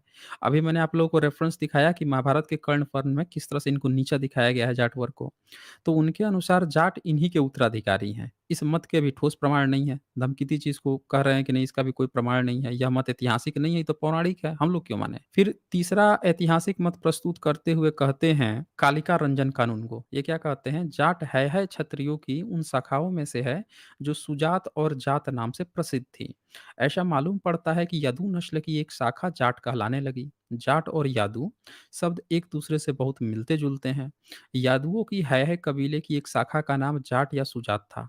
इस मत में भी कोई दमखम प्रतीत नहीं होता, क्योंकि है क्षत्रिय और जाट जाति में गोत्र और शारीरिक बनावट में तनिक भी समानता नहीं है। तो इस कंसेप्ट को भी हटा दिया गया, नकार दिया गया। फिर लिखते हैं, कुछ लोग जाट जाति की उत्पत्ति महाभारत के युग में मानते हैं। उनका कथन है, महाभारत युद्ध के पश्चात राजसू यज्ञ के समय भारत के सभी राजाओं ने महाराज युधिष्ठिर की ज्येष्ठ की पदवी दी थी। उन्हीं के वंश के लोग आगे चलकर ज्येष्ठ से जाट कहलाए। यह कथन वैज्ञानिक और ऐतिहासिक कम तो पौराणिक अधिक है और कल्पनाओं पर आश्रित है। तो आप देख सकते हैं कि जाट जाति का जो एक्चुअल इतिहास है, वो उनको कोई भी बताने को तैयार नहीं है। सारे ब्राह्मण जो हैं, सिर्फ रामायण, महाभारत, पुराण इधर से उधर से खोज-खाज के, गीज-गाज के इनको सब एक्चुअल इतिहास ही नहीं बताना चाहता कोई भारत में, कि आपका एक्चुअल इतिहास तो ज़मीन खोद के नीचे से निकल रहा है ना। भाई जिन क्षेत्रों में जाट लोग हैं, जिन क्षेत्रों में, उन क्षेत्रों के मथुरा में खुदाई हुआ, क्या निकला नीचे से? बताइए। पूरा जो नॉर्थ इंडिया है, जो बेल्ट जहाँ पे जाट लोग रहते हैं, खुदाई से ज़मीन से नीचे से क्या निकला है? देख लीजिए ना, अभी तुरंत पता चल जाएगा कि क्या निकला है, वही उनका इतिहास है। लेकिन ये कभी कोई नहीं बताएगा, हमेशा काल्पनिक चीज़ें रामायण, महाभारत की, ये लोग अपना असली इतिहास ना जान पाएँ। फिर इसमें क्या कहता है, उनका कथन है महाभारत युद्ध के पश्चात, अच्छा ये तो सारा देख सकते हैं। फिर पंडित लेखाराम भी कुछ इसी प्रकार की मिलती-जुलती बात कहते हैं। उन्होंने यदु शब्द का अपभ्रंश जादू, जाद, जाट और जाट बताया है। कर्नल टोड भी इसी बात को मानते हैं कि जाट यादव है। अब ये देखिए, कर्नल टोड जो है, ये जाट को यादव ही बता दिए। हुँ। नेस्फील्ड और विल्सन ने भी टॉड से सहमति प्रकट की। हेरोडोट्स, स्ट्रेबो और कनिंघम आदि का मत है यूरोप में गाथ, गेटी, जेटी, चीन के यूची और यूती ऐसे नाम हैं जो जाट से मिलते हैं। इस शब्द समानता से मिलते हैं जिन्होंने जाटों को इन्हीं जातियों के वंशज तथा विदेशों में आकर भारत में बस गए कह डाला। अब ये लोगों ने एक कंसेप्ट बना लिया कि ये लोग जो हैं इन सब से मिलते जाते हैं, चीन की जो यूची और यूती जो हैं उन्हीं कबीलों से मिलते हैं, तो ये लोग शकों के बन के भारत में आ गए थे, यहाँ पे आके बस गए थे। पर जब अल-बुरूनी आया 11th सेंचुरी में तो उसने कहा कि कुछ लोग कहते हैं कि शक जो है बाहर से आए हैं, कुछ लोग कहते हैं यहीं के हैं। समझ रहे हैं ना? अल-बुरूनी बात लिख के गया है। उसने ये नहीं कहा है कि ये प्रॉपर बाहर से आए हुए हैं। उसने कहा कि यहीं के हैं। भाई सुजाता जो हैं, वो तो ग्वाला थीं। तो अब ये बता रहे हैं कि जाट यादव हैं, शक की ब्रांच है जो बाहर से आए हैं। तो भाई भारत में ग्वालों की भी तो विभिन्न-विभिन्न जातियाँ हैं। अगर वो बाहर से आए हैं तो फिर बुद्ध के समय में सुजाता कौन थी? जो ग्वालापुत्र थे, भारत के साथ इतना घुल-मिल के कैसे वो लोग रह रहे? तो यहाँ पे एक चीज़ देखने की ज़रूरत है हम सबको कि इतिहास जो बना दिया गया है, विभिन्न ब्रांचेज़ जो हैं, अलग-अलग ब्रांचेज़ हैं, सबको जोड़ के ये लोग एक बताने का प्रयास करते हैं, उस एक को सीधे विदेशी ठहराते हैं या देशी ठहराते हैं। जबकि हर चीज़ यहाँ मिश्रित है, मिक्स अप है। जैसे एग्ज़ाम्पल के लिए आज से बहुत सारे लोग अपने को ब्राह्मण घोषित किए हुए हैं, लेकिन ब्राह्मण वो अपनी जाति में उसको नीच ब्राह्मण कहता है। अब जो अपने को नीच ब्राह्मण बन के भी ब्राह्मण बन के जो घोषित किए हुए हैं, ब्राह्मणी व्यवस्था ज़बरदस्ती पालन कर रहे हैं, उनका इतिहास आप खोदिएगा कि वो अपने को किस आधार पर ब्राह्मण कहते हैं, तो आप पाइएगा कि वो बुद्ध धर्म की जो धम्म पद का जो बमन व गो है, उसके आधार पर वो कहते थे। ज़बरदस्ती जब देखे कि अब बुद्ध धर्म नहीं रहा, तो ये ब्राह्मणी व्यवस्था में घुसने की कोशिश किए। तो अब सब लोग सोचते हैं कि सारा का सारा ब्राह्मण विदेशी है और लेकिन आप ध्यान से उनमें देखिएगा कैरेक्टराइज़ कि उसमें से कुछ-कुछ ऐसे भी लोग हैं जो यहाँ के लोग थे उन्होंने क्या किया ज़बरदस्ती कि हम भी ब्राह्मण हैं बन के घुसे, भले वो नीच ब्राह्मण बन के रह रहे हैं, कहीं-कहीं ओबीसी में भी हैं। सारे नहीं, कुछ। तो ये जातियों का जो स्टडी है, जो एक खाका उठा के रख दिया जाता है, सबको या तो देश या सबको विदेशी, ये बहुत ही मतलब क्षेत्र पे भी डिपेंड करता है, जगह पे डिपेंड करता है और पॉपुलेशन वर्ग, आकार, चेहरा-मोहरा हर चीज़ ध्यान से देखना पड़ेगा। ऐसा नहीं है कि आप सबको एक खाँचे में उठा के डाल देंगे। तो इस तरह से है। फिर आगे ये लिखते हैं कि इस शब्द समानता से मिलते उन्होंने जाटों को इन्हीं जातियों के वंशज तथा विदेशों से आकर भारत में बस गए यह कह डाला। चौधरी राम लालहाला का मत है कि सम्राट उसका याद से जाट आदि का प्रारंभ हुआ है। इन मतों में ऐतिहासिक के स्थान पर कल्पनाओं, पौराणिकता और शब्दों की समानता के आधार पर अंधेरे में लठ चलाने की तरह अधिक दृष्टिगोचर होता है। तो ये वही वाली बात हो गई कि रमज़ान में कह दो कि रमज़ान नाम है तो उसमें रमज़ान में पहला शब्द तो राम आ रहा है इसीलिए राम की ही बात चल रही है। बिल्कुल सही कहा इन्होंने, अंधेरे में लठ चला के इतिहास ये लोग खोजे हैं अब तक। असल इतिहास क्या है? आगे और भी दिए हैं, ठाकुर देशराज का ये मत है, वो मत है, tribes and caste of north western province and Awadh, इसके रचयिता डब्ल्यू कुर्क का कथन भी कुछ पौराणिक ही है। ऐसा नहीं है कि अंग्रेज भी सारे सही इतिहास दे दिए हैं। ये सब भी क्या किए थे, पुराण की गप्पे कुछ उठा-उठा के, जैसे एग्ज़ाम्पल के लिए कुछ पौराणिक लोग कहते हैं कि शिव की जटा से उत्पन्न होने के कारण वो जाट कहलाए। बताइए कितनी बड़ी गप हो गई, हैं? इस मत भी निराधार, अवैज्ञानिक, असत्य और अज्ञान पर निर्भर है। अरे उनका इतिहास जो है ना, वो धरती से निकल रहा है। समझ रहे हैं ना? आप ये नहीं कह सकते हैं कि कुछ भी उठा के पौराणिक गप्पे हाँक दो और ये कर दो। तो इसमें ना पूरा का पूरा जो है ये इसमें दिखाया गया है। अब मैं आप लोगों को कुछ वो पॉइंट्स दिखा देता हूँ जिससे आपको थोड़ा-सा वो लगेगा, अच्छा लगेगा। इसमें जो है कुछ लिस्ट है जो उन क्षेत्रों की खुदाई हुई और खुदाई से वहाँ पे मिला। अच्छा पहले मनुस्मृति का भी श्लोक देख लीजिए। मनुस्मृति जो है ये चैप्टर 10 का 4th में वो कहता है कि चौथा कोई वर्ण नहीं होता है। 3 वर्णों में जाट समुदाय को कोई स्थान नहीं दिया उसने। और फिर उसने इसी मनुस्मृति का जो चैप्टर 10 था उसके 43-44 में क्या लिख दिया उसने कि ये जितने भी जो लोग उनसे यज्ञोपवीत नहीं कराते थे, जैसे जाट समुदाय भी यज्ञोपवीत नहीं कराता था। ये आर्य समाज जब से घुसा है तो उसने कहा कि नहीं तुम भी कराओ, ज़बरदस्ती उनको खींच रहा था, जान गया था कि कहीं बुद्धिस्ट ना बन जाएँ, असली इतिहास सामने आ गया है। 1875 में इन्होंने आर्य समाज की स्थापना की थी और 1837 में सम्राट अशोक का अभिलेख पढ़ लिया गया था और जितने भी जाट लोग हैं जाके आप पूछिएगा आप किसके वंशज हैं? तो सब कहेंगे हम सम्राट अशोक के वंशज हैं। हालाँकि उनका एक्चुअल जो है कनिष्क जी से स्टार्ट होता है, सम्राट कनिष्क से स्टार्ट होता है, लेकिन वो सम्राट अशोक को भी अपना पूर्वज ही मानते हैं। तो आप देखिए कि उनको वो अपने वापसी व्यवस्था में ना चले जाएँ तो उनको किया, लेकिन उनको यज्ञोपवीत का हक नहीं था। तो ये इसमें भी 1034 में यहाँ पे साफ-साफ लिख दिया है कि जो लोग ब्राह्मणों के आचार-विचार उनके ये नहीं करते, वो सारे के सारे शूद्र बन गए, भले ही वो हों। इसमें लिखा भी है पौंड्र आदि नाम के पौंड्रक, चौंड, द्रविड़, कंबोज। कंबोज कौन थे? कंबोज तुर्किस्तान में रहने वाले जो जाट लोग थे। यवन, शक, शक ही कहा गया है इनको बेसिकली। कुषाण भी शक की ही ब्रांच थी, तो देखिए शक को भी बोल दिया कि ये आदि क्षत्रिय जातियाँ ही धीरे-धीरे कर्तव्य आचरण न रहने के कारण आचार व्यवहार के दर्शक ब्राह्मणों के न रहने से शूद्र बन गई।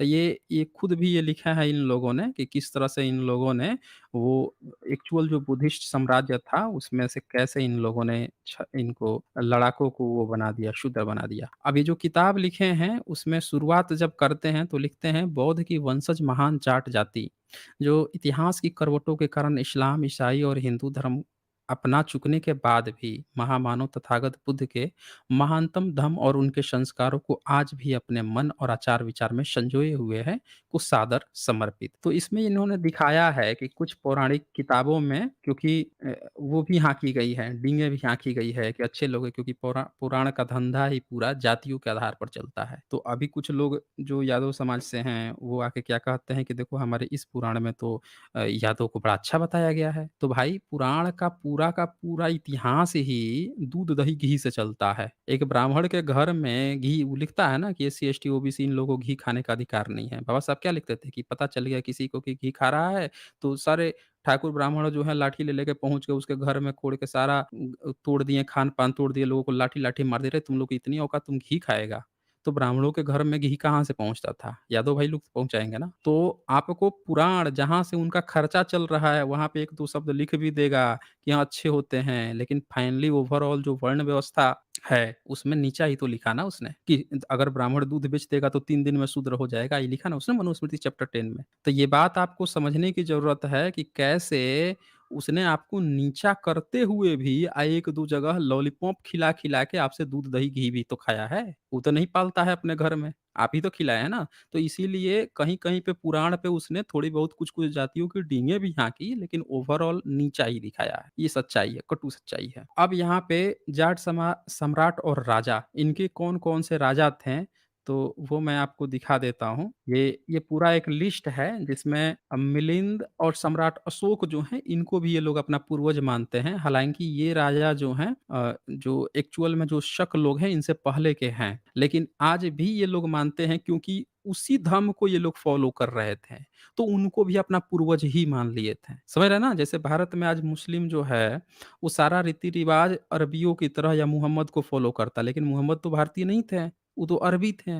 लेकिन उसने चूँकि मान लिया है उनको, तो मुहम्मद की आदर रिस्पेक्ट करता है। भारतीय होके भी वो किसी अरबी की रिस्पेक्ट करता है, किस बुनियाद पर? तो धर्म के बुनियाद पर।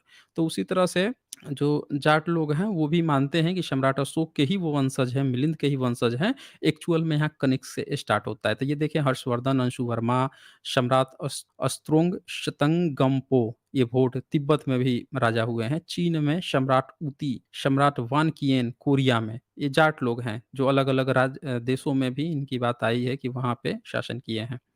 धम्मचेती वर्मा में भी और दुष्टगामी श्रीलंका में भी और ये सारा ईस्वी भी इधर लिखा हुआ है कि किस-किस ईस्वी में इन्होंने शासन भी किया हुआ है।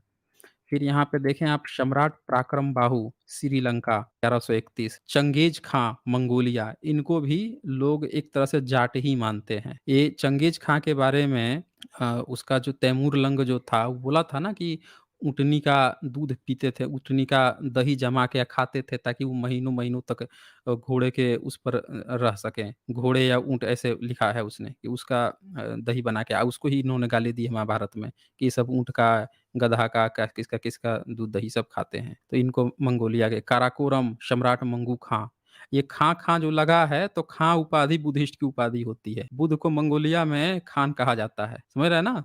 तो ये खां-खां यहाँ लिखा है तो ये मत समझ लीजिएगा कि ये मुस्लिम नाम है। सम्राट मंगू खां, सम्राट कुबले खां, सम्राट हुलाकू, कुबले का छोटा भाई जिन्हें कुबले का साम्राज्य विस्तार ईरान और मेसोपोटामिया तक किया। सम्राट सूर्यवंशम राम, अब सूर्यवंशम राम लिखा है तो राम मत समझ लीजिएगा, 1882 के राजा हैं, श्याम देश।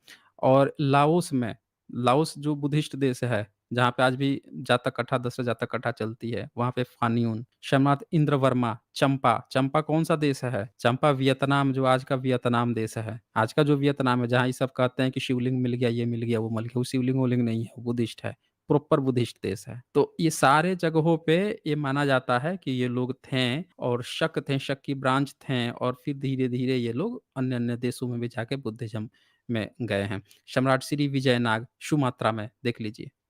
तो ये अब ज़रा सोचिए, इन सब देशों को, लाओस हो गया, चंपा, वियतनाम, सुमात्रा, इन सबको हिंदू-हिंदू कहते हैं। इन देशों में ये लोग थे।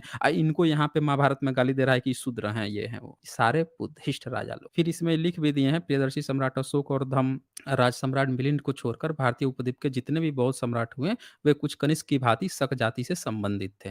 दूसरे शब्दों में जाटों के पूर्वज थे। तो अब ये जितने भी राजा हुए हैं, ये सारे राजा जो हैं बुद्ध धर्म का प्रचार-प्रसार करते रहे। तो आप अपना इतिहास जानिएगा, तो बुद्ध में तो ना जात-पात है, ना कहीं हिंसा है, ना द्वेष है, ना दंगा-फसाद है, ये सब तो है नहीं, नहीं है ना? फिर आज जो आरोप लग रहे हैं जाट समुदाय पे, उनमें अहंकार की बातें आ जाती हैं, कहाँ से आई हैं? किसने दिया है? आपकी गलती है या जिस धर्म आप पे थोपा गया है, जो आप मनो एक विज्ञान पैदा कर दिया है, तुम नीच हो, हम ऊँच हैं, उसका ये प्रभाव के कारण आप इसमें फँस गए हैं। इस मनोविज्ञान को समझना होगा। आपका धर्म, भारत का सम्यक जो कल्चर है, भारत का जो श्रमण परंपरा है, वो होना चाहिए जिससे एक-दूसरे में भाईचारा आए। जो आपको नफ़रत सिखा रहा हो, जो ये सिखा रहा हो कि वो नीच है, वो ये है, वो है, इस तरह की जिसमें बातें आ रही हों, तो आप समझ लीजिए कि वो धर्म नहीं है, वो आपको एक तरह से अधर्म की तरफ ले जा रहा है, आपको धर्म बताया जा रहा है। तो ये बात जो है, हमें ये समझने की ज़रूरत है। आगे फिर इसमें सारी ये बातें आती हैं कि प्राचीन काल के भारतीय महाद्वीपों में शकों के 5 सम्राट हुए थे। सम्राट कनिष्क, सम्राट हर्षवर्धन, अंशुवर्मा, जयवर्मा सप्तम, सम्राट इंद्रवर्मा। इनके बहुत सारे अभिलेख मिल गए हैं और इन अभिलेखों से साफ-साफ पता चल गया है कि ये लोग पूरे के पूरे बुद्धिस्ट थे, बुद्ध का ही प्रचार-प्रसार करते थे। कनिष्क जो थे, इनका तो सबको पता है कि पहली बार बुद्ध का मूर्ति बनवाए थे। अब तक सिर्फ़ पेंटिंग्स के माध्यम से, चित्रकला के माध्यम से चलती थी, पर इन्होंने मूर्तियाँ बनवा-बनवा के पूरे भारत सहित विदेश तक में फैलवा दी थी। और गांधार कला, मथुरा कला, ये सब इन्हीं के ही मूर्ति कला की देन थी। तो ज़रा सोचें, जो आपका इतिहास है, उस इतिहास को आप पकड़ लेंगे ना, तो भारत में जातिवाद ऐसे ही खत्म हो जाएगा, मैं बता रहा हूँ। और जो अहंकार आ रहा है ना जाति के आधार पर, वो भी खत्म हो जाएगा। क्योंकि धर्म एक ऐसा मार्ग है, बुद्ध एक ऐसे हैं कि जिसने अपनाया, उसके अंदर से पहले मैं को ही मारना होता है। अगर आपके घर में बुद्ध हैं, तो आपके घर में जातिवाद नहीं ठहर सकता है। समझ रहे हैं ना? आपके घर में बुद्ध हैं, लेकिन अगर बगल में रामकृष्ण और वो भी हैं, तब ठहर सकता है। क्योंकि रामकृष्ण, फिर वो बात आ जाएगी ना कि कृष्ण 16,000 गोपियों वाली बात आ जाएगी, राम के साथ सीता को घर से निकालने, गर्भवती बीवी को बाहर निकलने, वो सब भी तो आ जाएगी ना। पर अगर बुद्ध हैं, तो जातिवाद पूरी तरह से खत्म हो जाएगा। अगर वो हैं, तो आपका जो इतिहास है भारत का, वो पकड़ना होगा, आपका अहंकार मारना होगा, तभी जातिवाद खत्म होगा। तो इसीलिए सभी धम्मकिति जी ने बहुत अच्छा एक प्रयास किया है कि इस किताब को लिखा है, ताकि हर जाति जो है वो अपना इतिहास समझे और जो आज उसके अंदर जातिवाद घुस गया है, उस पर वो पुनर्विचार करे। समझे कि किस तरह से उसको बर्बाद किया गया है। इसमें ये दिखाया गया है कि इनकी एक बहन थी, जो हर्षवर्धन थे ना, इनका एक भाई भी था और इनकी एक बहन भी थी। तो बहन की शादी एक दूसरे राजा से हो गई, जो कुरुक्षेत्र के करीब में था। उस समय थानेश्वर या तानेश्वर नाम हुआ करता था, बुद्धिस्ट राज्य था। देखिए, कुरुक्षेत्र कुरुक्षेत्र इन्होंने महाभारत में लिखा है। 7th सेंचुरी में उसका नाम जो है स्थानेश्वर नाम हुआ करता था। तो समझ जाइए कि कुरु शब्द जो है, कुरुक्षेत्र कितनी बाद में आया है, महाभारत कितनी बाद में लिखा गया है। 7th सेंचुरी में राजा था वहाँ का। ये हर्षवर्धन के जिसकी शादी हुई थी इनकी बहन की, वो उसको एक शशांक राजा था बंगाल का, आया, मर गया, उनकी बहन को उठा ले गया, जो राजश्री नाम थी। जब उठा ले गया, तो हर्षवर्धन का जो भाई था, उसने हमला किया शशांक पे। तो शशांक बड़ा धूर्त था, ये चिढ़ता था इन लोगों से। चिढ़ने के कारण एक बार तो उसने क्या किया, जानता था कि लोग बुद्धिज़्म को बड़ा आदर रिस्पेक्ट देते हैं, तो जाके जो बोध गया का जो वो है, जो पेड़ है, बोधि ट्री, उसको नष्ट-भ्रष्ट कर दिया। फिर उसकी दूसरी पीढ़ी लगाई गई थी, उसका जो टहनी बचा था उससे फिर दूसरा पेड़ लगाया गया, नस्वस्त। लेकिन फिर जब हर्षवर्धन जो है बौद्ध भिक्षु बन गए थे, जब पता चला कि अच्छा देखो मेरी बहन को भी उठा ले गया, राजा मेरे भाई को भी मार दिया, मेरे बहनोई को भी मार दिया, तब ये दोबारा मूर्ति से बुद्ध से आज्ञा लिए कि बुद्ध मैं जा रहा हूँ फिर से, मतलब ऐसा ही लोग कहानी कहते हैं कि बुद्ध जो है आशीर्वाद दिए, आशीर्वाद नहीं दिए, बुद्ध गया होगा, बुद्ध की मूर्ति के सामने कहा होगा कि मैं जा रहा हूँ फिर से राजधाम अपनाने। तो फिर भिक्षु से फिर से राजा बना, शशांक का ऐसा मज़ा चखाया कि उनकी पीढ़ी ही खत्म कर दिया, उखाड़ के फेंक दिया उनको। तो फिर अपनी बहन जो आग में जलने जा रही थी, तो उसको भी लेकर आया। दिवाकर मित्र जो बौद्ध भिक्षु थे उनके पास गया तो देखा कि वहाँ पे आग में जलने की तैयारी कर रही। तो कहे नहीं, नहीं तुम्हारा पति मर गया है, वो जान गई कि पति मर गया, भाई मर गया, अब मेरा कोई नहीं है, अब मैं तो राजसी घर से हूँ, तो मैं तो कहीं भी रहूँगी तो हम हमारा तो शोषण ही होगा। तो वो जलने जा रही थी तो बचाया, फिर वो भिक्षुनी बनना चाह रही थी कि मैं भिक्षुनी बनूँगी। तो ये कहानी आती है। तो आप देख सकते हैं हर्षवर्धन जो हैं उन्होंने कनिष्क जो हैं उन्होंने चौथी संगीति कराई थी और हर्षवर्धन ने शायद छठी कराई थी। एक बार कन्फर्म कर लीजिएगा। तो जो शकों के जो राजा हैं, जो जाट समुदाय के जो राजा हैं, बौद्धों की बड़ी-बड़ी संगीति करा रहे थे। वैदिक संगीति कराए हैं कभी? पता लगाइए ना कभी। जाति का इतिहास जानना है तो ज़रा ध्यान से देखिए ना आप, पूर्वजों को अच्छे से समझिए। कनिष्क जो हैं, वो तीसरी चौथी संगीति करा रहे हैं बौद्धों। हर्षवर्धन जो हैं, वो छठी करा रहे हैं। अब ज़रा इसी से आप सोचिए कि ये लोग इतनी बड़ी-बड़ी संगीति करा रहे हैं और वैदिक संगीति क्यों नहीं करा दिए? वेद के मंत्र-वंत्र नहीं भूलते थे लोग? हैं, पीढ़ी दर पीढ़ी रट के लाते थे। था ही नहीं तो कहाँ से होगा? जिसका था उसकी ना संगीति होगी, कि क्या खोया, क्या पाया, क्या रहा? तो ये समझने की ज़रूरत है। फिर इसके बाद से एक दूसरे राजा की बात आई है हर्षवर्धन, ये हर्षवर्धन की बात आई। अच्छा वो कनिष्क की बात थी, ये हर्षवर्धन की बात है और फिर इसके बाद से हर्षवर्धन की ये तो मैंने थोड़ा-सा आप लोगों को बताया है, बहुत डिटेल्स में लिखा है, तो थोड़ा-थोड़ा बता दे रहा हूँ। फिर नरेश अंशुवर्मा थे, ये 7वीं सदी। ये लिखते हैं कि इन्होंने बौद्ध धर्म की अपार उल्लेखनीय रचनाएँ की। इनके बहुत सारा जो है ना, इनका देखिए भगवान बुद्ध की जन्मभूमि होने के कारण नेपाल का संसार के बौद्ध देशों में महत्वपूर्ण स्थान है। सिद्धार्थ का जन्म लुम्बिनी उद्यान में हुआ था। धम्मचक्र ये सारा जो है अंशु वर्मा जो हैं इनका काम है और ये अ, बुद्धिस्ट मतलब नेपाल देश के भी राजा थे। तो वहाँ पे भी इन लोगों का साम्राज्य था। बुद्ध परंपरा को आगे बढ़ा रहे थे। और तिब्बती सम्राट संगपों 616 उनके समकालीन थे। फिर इसके बाद से नरेश अजयवर्मा सप्तम, ये 12th सेंचुरी में थे। अब ये जो किताब है ना, जैसा मैंने शुरू में बताया था कि कुछ एडिट की ज़रूरत है, तो ये जब लेखक लिख रहे थे दमयंती जी, ये शायद इनका 2018 में मृत्यु हुआ है, तो ये अपडेट एक पॉइंट नहीं अपडेट हो पाए थे। जयचंद को इन्होंने लिख दिया कि जयचंद ने अपनी मातृभूमि से द्रोह किया था। द्रोह-वरोह नहीं किया था, वो सबसे बड़े देशभक्त थे। तो अभी जो-जो बुकें अपडेट नहीं हो पाई हैं, उनको मैं जब भी बताता हूँ, रिव्यू करता हूँ, तो पॉइंट दिखा देता हूँ कि कहाँ पे अपडेट की ज़रूरत है। और नरेश जयवर्मा सप्तम जो हैं, वो भी सम्राट जयचंद भी बौद्ध राजा थे, दोनों लोग बौद्ध राजा थे। तो इनकी बातें आती हैं, इनके दोनों लोग के इंस्क्रिप्शन मिल गए हैं, जिससे पता चला है कि ये लोग बुद्धिस्ट हैं और सबसे बड़े देशभक्त लोग भी थे। जिनके आधार पर इनको द्रोह दिखाया गया है, वो फर्जी, काल्पनिक और किताब भी साबित हो चुकी है वो किताबें। फिर इसके बाद से ये नरेश जयवर्मा के रुग्णालयों संबंधी 10 शिलालेख मिले हैं। देखिए बुद्धिस्ट होगा तो शिलालेख ज़रूर मिलेगा। 10 शिलालेख मिला है और इनमें क्या बताया गया है कि इन लेखों में प्रथम बुद्ध के निर्वाण कार्य, धम्म काया, संभोग काया, इन तीनों कार्यों को नमस्कार किया गया है। रोगाधंकार को दूर करने के लिए वैषज्य, गुरु भगवान बुद्ध, बोधिसत्व, सूर्य विरोचन, चंद्ररोही, चंद्र विरोचन आदि की महिमा वर्णित की गई है। अब ये शब्द आप जब सुनेंगे तो ये सब आपको लगेगा कि अरे वैरोचन, ये सब तो बुद्धिस्ट शब्दावली हैं, सब बौद्धों की हैं, नहीं बुद्धिस्ट शब्दावली है, ब्राह्मणिकल शब्दावली में इन लोगों ने अंगीकार करके अब मतलब इसका बदल दिया है।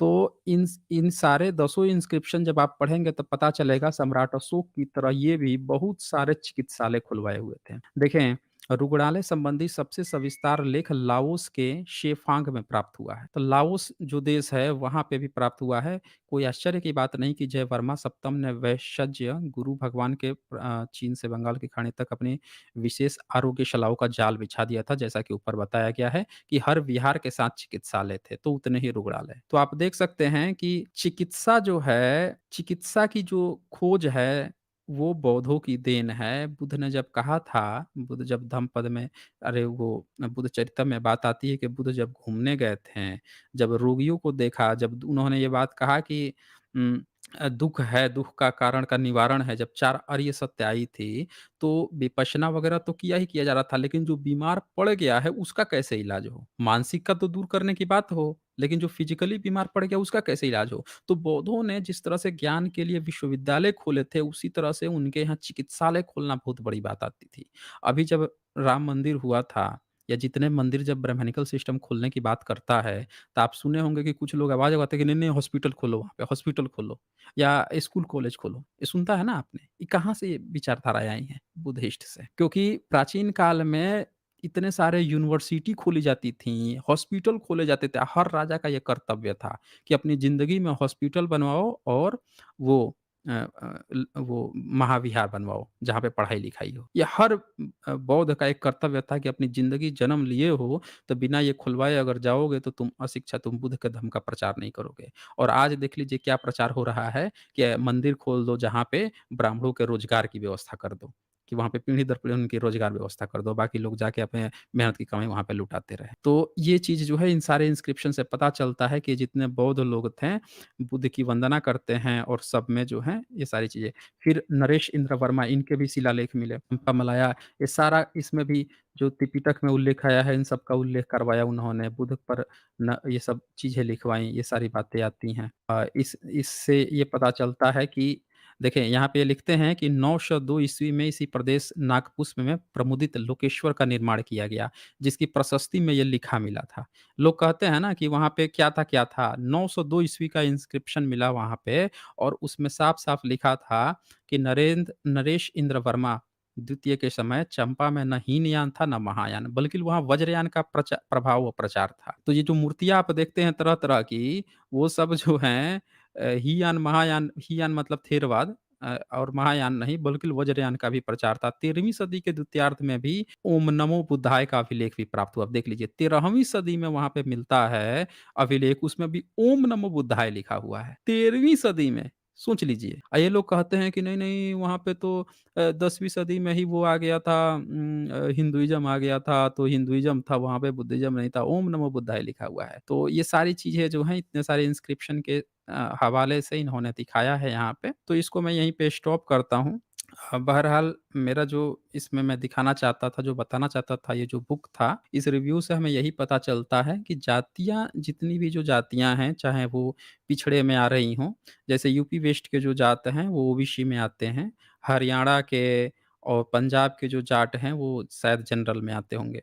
तो ये लोग जो हैं, वो जो अब अहंकार आ गया है लोगों में कि मैं थोड़ा-सा ऊँच हूँ, नीच हूँ, वो नीच है, ये सब भावना खत्म हो जाएगी, अगर आप उस धम्म को अपनाएँगे, उस एक्चुअल विचारधारा को जो हमारे पूर्वज के लोगों की थी, जब जाति व्यवस्था नहीं थी। उस समय और दौर को याद करें, जब जाति व्यवस्था नहीं थी, उसका कारण क्या था कि लोगों के अंदर वो सम्यक सोच थी। उस सम्यक सोच को विकसित करने के लिए हमें अपने मूल कल्चर को समझना होगा, उसको अपनाना होगा। जब ये फर्जी चीज़ों में आप फँसे रहेंगे, फर्जी चीज़ों को गलत भेदभाव को ही धर्म समझ लेंगे, तो वो आपके अंदर वही भावना उत्पन्न करेगी, अगल-बगल का माहौल भी वैसा आपसे करवाएगा, आप वैसा ही करेंगे।